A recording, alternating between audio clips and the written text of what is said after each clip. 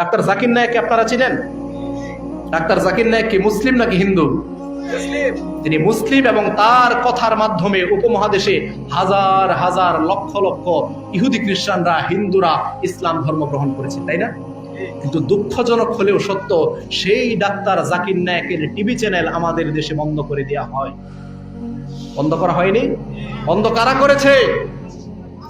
বন্ধ কারা করেছে? বন্ধ করেনি কোনো রাজনৈতিক দল, বন্ধ করেছে এক শ্রেণীর ধর্মের দালাল, যারা বিকৃত ইসলামকে জাতির কাছে পেশ করতেছে।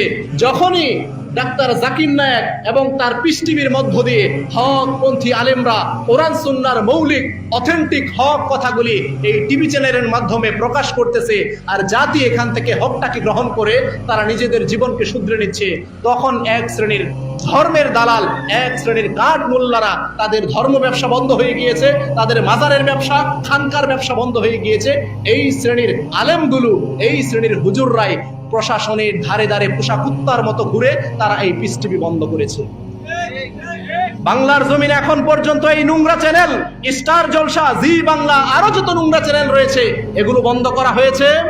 কেন বন্ধ করেনি এই হুজুররা, এই কাঠ মোল্লারা, এই ধর্মের দালালরা? কেন বন্ধ করেনি? কারণ ডাক্তার জাকির নায়েকের এই টিভি চ্যানেলের মধ্য দিয়ে তাদের ধর্মের উপর দশা লেগেছে। তাদের এই বিকৃত ধর্মকে জাতি লাথি মেরে তারা পবিত্র কোরআন এবং সুন্নাহর সেই সঠিক কথাগুলোকে তারা গ্রহণ করে নিয়েছে।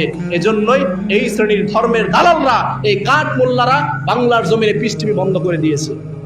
কিন্তু বন্ধ করে তারা সফল হতে পেরেছে? বন্ধ করে তারা সফল হতে পারে নাই। তারা এখন ধুকে ধুকে মরতেছে যে আহলে হাদিসদের পিছনে লাগার কি যন্ত্রণা, কি জ্বালা, এটা তারা বুঝতে পারছে। যে আহলে হাদিসদের এই একটা পিস টিভি বন্ধ হওয়াতে আহলুল হাদিসদের বাংলাদেশে যত আলেম রয়েছে, প্রত্যেকটা আলেমের ফেসবুক অ্যাকাউন্ট এবং ইউটিউব চ্যানেল এক একটা পিস টিভিতে পরিণত হয়ে গিয়েছে। আলহামদুলিল্লাহ। হকের দাওয়াত কখনো বন্ধ করা সম্ভব নয়। হকের সংখ্যা হয়তো সীমিত হতে পারে, হক হয়তো একেবারে নির্যাতিত লাঞ্ছিত একটা জাতি হতে পারে, কিন্তু আল্লাহর পক্ষ থেকে আল্লাহ বিজয় তাদেরকে দিবেন। আল্লাহর নবী বলেছেন, লা তাযালু তাইফাতুম মিন উম্মতি যাহিরিনা আলাল হক লা ইয়াদুররুহুম মান খাযালাহুম হাত্তা ইয়াতি আমরুল্লাহি ওয়া হুম কাযালিক।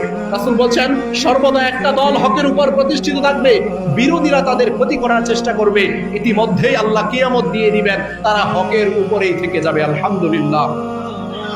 বাতিলরা আজকে হকপন্থীদেরকে যত নির্যাতন করুক না কেন, আল্লাহর পক্ষ থেকে এটা ওয়াদা, আল্লাহর পক্ষ থেকে এটা প্রতিশ্রুতি, আল্লাহর পক্ষ থেকে এটা হকপন্থীদের জন্য অনুপ্রেরণা যে আল্লাহর পক্ষ থেকে আল্লাহ বিজয় তাদেরকে দিবেন, কিয়ামত চলে আসবে, তারা হকের উপরেই থেকে যাবে।